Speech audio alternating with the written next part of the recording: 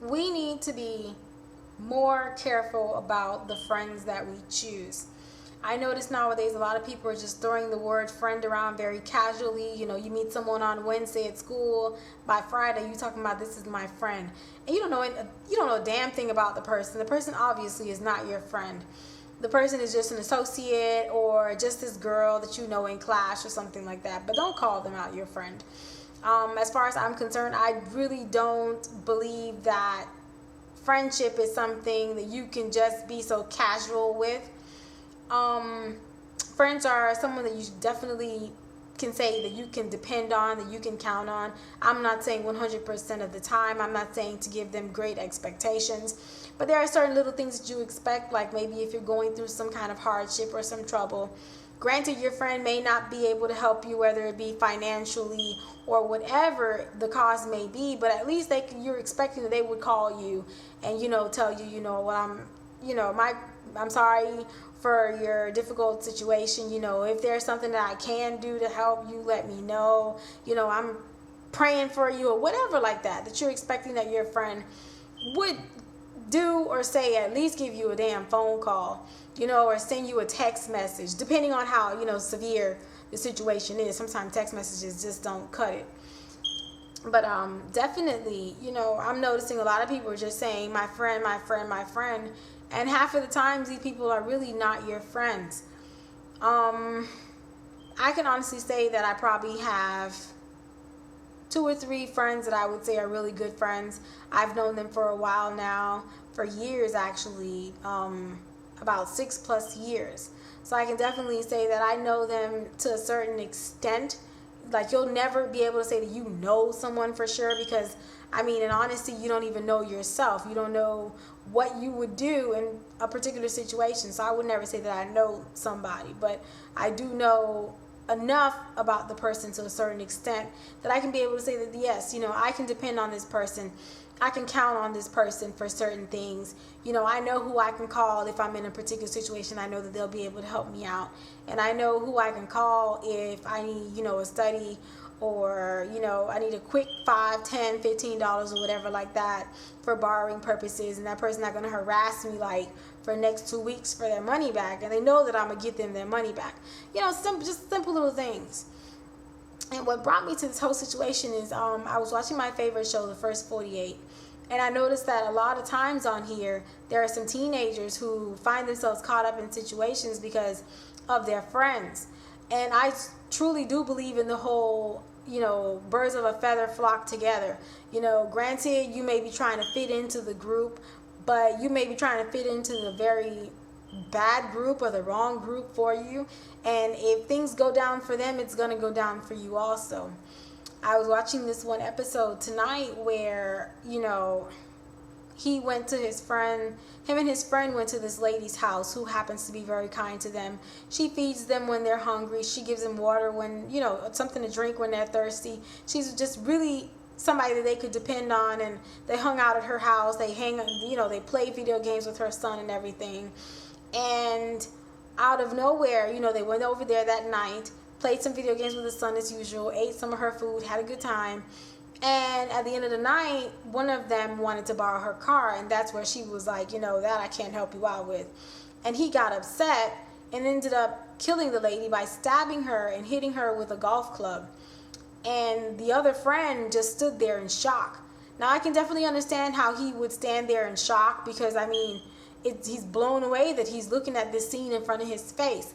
But where I fault him is when he turns around and he tells you, well, I made a mistake, now I got to clean up, and I can't leave any witnesses. In your brain, you have to have thought, who are the witnesses? The witness is her 10-year-old son and her 17-month-old daughter. So I'm sorry, but at that point, didn't something trigger in your head to say, wait a minute, I understand you killed her, whatever. What we need to be doing is getting up out of here. You sitting here talking about killing 2 more people in this house. That's not cool. But instead, you just stood there and watched as he killed the 10-year-old son by throwing a TV on top of the boy's head. Mind you, if you guys saw this, there was blood everywhere. The house was just a house of horror blood scene. And I'm just in shock, and I'm thinking to myself, how can you possibly just still stand there while he did this to this little boy that you was just playing video games with no more than 2 minutes ago. You know what I'm saying? And these kids, they were I think one was 16 and one was 17. And I'm just thinking to myself, this is crazy. Luckily, they didn't do anything to the 17-month-old girl. So that much I can say, that's a blessing, and I'm happy about that. At least the father can have something to hold on to at night. He can have something that he can say that he's living his life for, instead of him having lost his fiance, his stepson, and his daughter. He would have just been a hot mess. But at least the daughter was left behind, so he has something that he can hold on to at night. And the thing is, when they brought them in for the interrogation, he, obviously the friend, he said he had nothing to do with it, that he was truly in shock. And I do believe that to see that kind of a scene, that you would be in shock. But the whole fact of the matter is, you didn't do anything to help. You didn't tell your friend, no, stop, don't do this. You didn't try to say, oh my goodness, he said he finna kill, the son and the daughter. You didn't run out and grab the little girl and say, no, you're not gonna do this to her. You didn't, right after, just feel so much remorse and so much guilt, and it just choked you inside, that you said, this just can't go down like this, and you went to the police and you said, this is what happened, this and that. So obviously, if the cops had to do all this work, they had to go through dumpsters and everything like that to get this information, to put this case together, and you're sitting in front of them and all you can say is, I was in complete shock. I can see how they can just be like, well, that's not good enough, because it took him a while to kill this lady, and you were standing there in shock, but something should have ran through your mind when he said, I have to get rid of the witnesses for you to grab the little boy and grab the little girl and dip. You know what I'm saying? So I can see how, yes, he would be charged for the same crime as his friend, because essentially, if you don't do anything, you're just as guilty as the person who did it.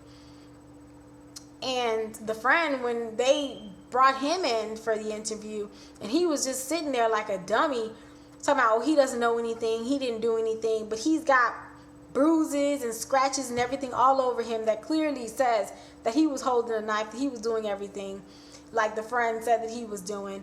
And you could obviously see that there was a fight and there was a struggle. He's the one who had, a bloody shirt and everything. And for him to sit there and say that he did absolutely nothing, and he had no remorse whatsoever, like he wasn't guilty at all. The only time he even started to cry was when he finally realized that, they had the evidence on him. There was no more lying, that he was going to go to jail for the crime. That's when he started crying. And I'm just starting to think, like, what's going on with our youth today? Is it something that the parents aren't doing? Is it society? Is it television? I mean, they're just growing up in these wicked ways. It's like there's so much hostility within them. And I'm just trying to figure out, why are they so angry? Why are they doing so much crazy things? Like, I see the episodes where, they're killing people over drug money. And it's not like it's $2,000-$3,000 or something. It's just like $20 or $10. And sometimes these people are supposedly their friends. And I'm just thinking to myself, really, if you get caught up in that situation, like you're thinking, that's my friend or whatever like that, you really need to be careful about who it is that you're calling out your friends, who it is that you're truly hanging out with. I mean, I understand that there is no guarantee that, you actually know the person the way that you say that you know them. But as you're getting to know the person, you do start to realize that there are certain characteristics about the person that's just not cool with you. You notice that the person has a very quick temper, or they tend to get very angry. The person's walking around with the gun, waving it around like it's cool and everything.